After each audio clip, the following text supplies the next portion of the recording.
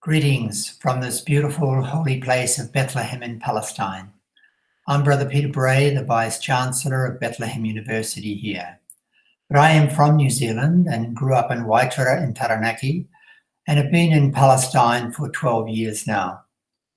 On behalf of our almost 4,000 Palestinian students, I thank you for your willingness to take a stand in solidarity with them. So their awareness of your actions today is really helping to keep hope alive here. You know that Archbishop Desmond Tutu said that if you are neutral in a situation of injustice, you have chosen the side of the oppressor. And the fact that you are at this gathering today shows that you are not neutral. I'm often reminded of Almataz, a young man from Wallachie, a village close to Bethlehem, whose home was demolished by the Israeli military.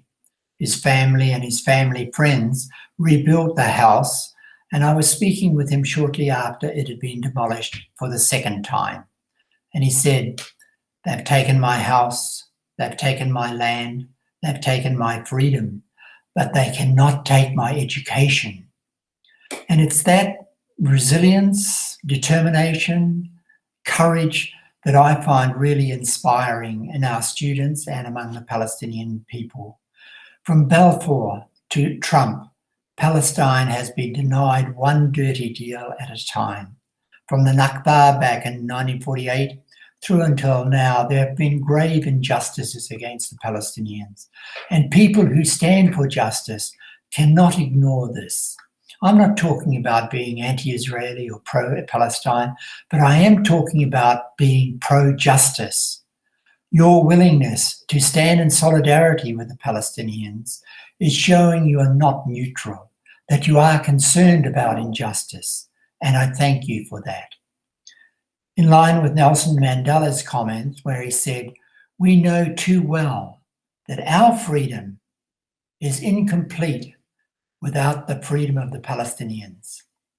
I would urge you, therefore, to continue to stand in solidarity with the Palestinians as they resist oppression, resist occupation, and struggle for freedom. If you want to know what to do way off there in New Zealand, I'd advise you to think about what Theodore Roosevelt said. Do what you can with what you have where you are. You need to be realistic. As much as it would be nice to have you here, you cannot come to Palestine and stand in solidarity with us here. But the fact that you are at the gathering today is a demonstration that you want to do something.